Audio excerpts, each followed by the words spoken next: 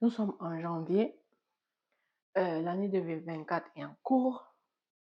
Les enfants sont peut-être à leur dernière année de garderie, ou bien ton enfant est dans un établissement que tu ne voudrais, que tu trouves que c'est pas vraiment intéressant et que tu aimerais changer d'établissement. Tu es en train d'arriver au Canada avec tes enfants et puis tu te demandes comment tu vas faire pour choisir un établissement pour ton enfant. Fait que cette vidéo est pour toi. Ici, je vais te donner des petits points que tu dois tenir compte lorsqu'il s'agit de choisir l'école ou l'établissement où tes enfants vont aller étudier.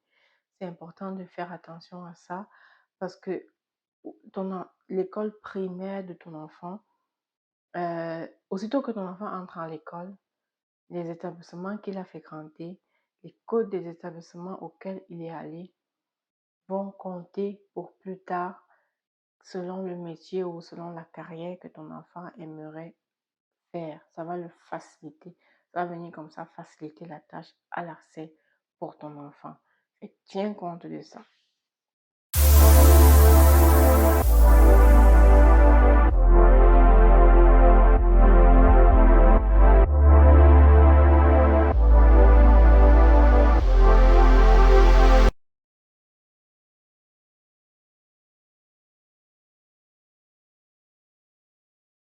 Merci d'avoir cliqué sur la vidéo. Avant de continuer, je vais me présenter. Je suis Julie Kael.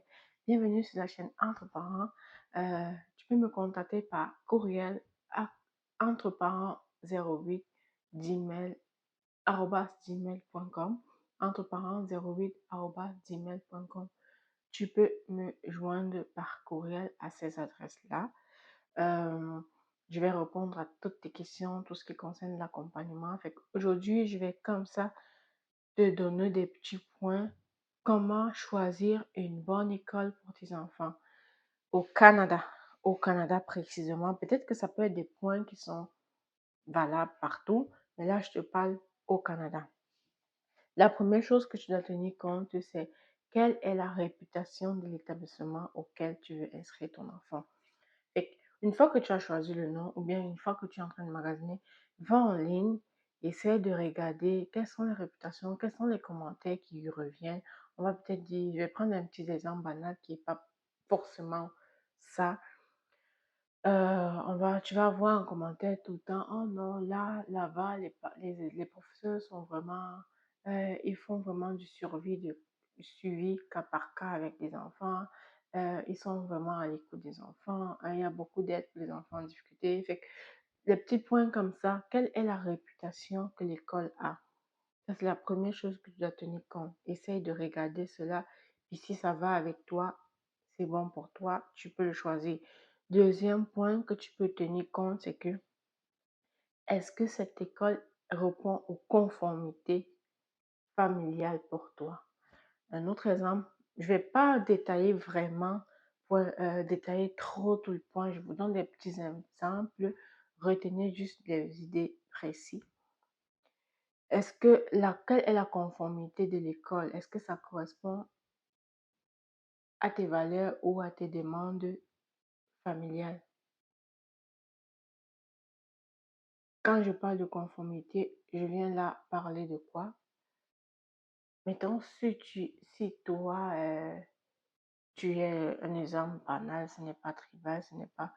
Si tu prônes pour la religion, si tu prônes pour l'apprentissage de la religion à ton enfant, bien de la religion catholique ou bien je sais pas quoi, tu ne vas pas choisir une école où tu sais clairement que dans cette école-là, ce ne sont pas les points ou ce ne sont pas des sujets qui sont abordés.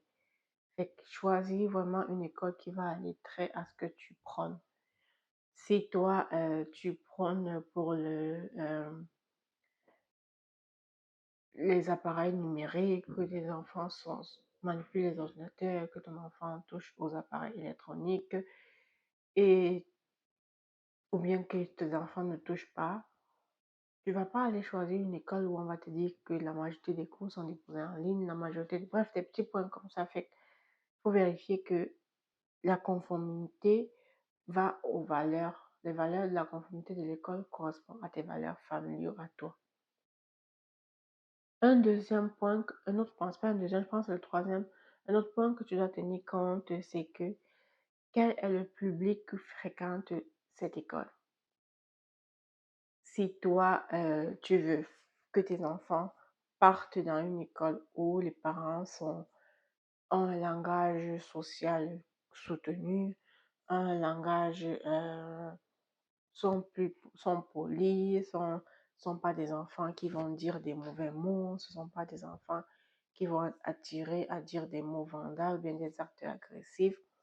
Fait que c'est important de tenir compte de ça lorsque tu choisis l'établissement. Quel est le public fréquenté? Est-ce que le public qui fréquente cet établissement-là, est-ce que toi, c'est un public que tu aimerais que tes enfants soient confrontés à cela? Un autre point que tu dois tenir compte de ça, c'est quelles sont les disciplines et les traditions de l'école. Ça revient un peu à ce que j'ai cité plus haut. Si toi, tu veux que ton enfant va dans une école internationale, si tu vois qu'une école n'est pas internationale, ça ne sert à rien d'inscrire ton enfant là-bas parce que c'est pas ce que toi tu veux. Ça sert à rien d'inscrire ton enfant là-bas parce que toi, c'est pas ce que toi tu veux. Si tu veux que ton enfant va dans une école qui jumelle sport et éducation et que tu te rends compte que l'établissement que tu es en train de choisir ne propose pas ces options-là, ça ne sert à rien d'inscrire ton enfant là. Fait, c'est important de vérifier les disciplines et les traditions de l'établissement. Quelles sont les diversités des filières qui sont transmises, transmises dans l'école? Est-ce que c'est une école qui va être plus en anglais? Est-ce que c'est une école qui va être bilingue? Est-ce que c'est une école qui va être juste francophone? Est-ce que c'est une école plus scientifique? Pourtant, tu aimerais que ton enfant se vire vers la littérature. Est-ce que bien ton enfant, tu trouves que lui, il est plus à l'aise dans la littérature et que c'est une école plus scientifique? Bref, ce sont des petites choses que tu dois tenir compte lorsque tu fais ton choix.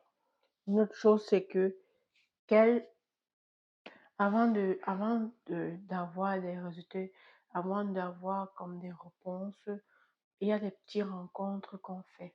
Est-ce que la première rencontre, fait que le prochain point, c'était de tenir compte du contact que tu as eu lors de la première rencontre. Si ton enfant va en première année et que la première rencontre, on te présente le professeur de la première année ou on te présente, puis tu te rends compte qu'il y a comme, tu te rends compte de la façon dont elle parle, quelque chose, il y a quelque chose qui ne marche pas. C'est le moment pour toi de ne pas inscrire ton enfant là-bas, en fait. Et que, quel a été ton feeling lors de la première rencontre? Est-ce que tu as été bluffé? Est-ce que tu as été satisfait? Ou bien est-ce que tu penses que non, finalement, c'est pas ce que tu voudrais? Un dernier point que je peux citer pour toi, quel est le cadre et l'environnement de l'école? Niveau sécurité, est-ce que c'est un établissement, tu cherches un établissement sécuritaire? Est-ce que tu cherches un établissement où tu sais que ton enfant ne pourra pas sortir n'importe comment de l'école puis se retrouver dans la rue sans que tu sois au courant? Mettons, je vais prendre un exemple banal. Je connais des gens qui ont des enfants qui vont dans des établissements où le- les enfants ont une clé.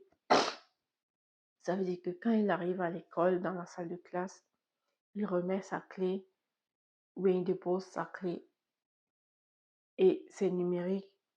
Donc, dès qu'il dépose sa clé, le parent automatiquement reçoit une notification pour dire que ton enfant est dans la classe.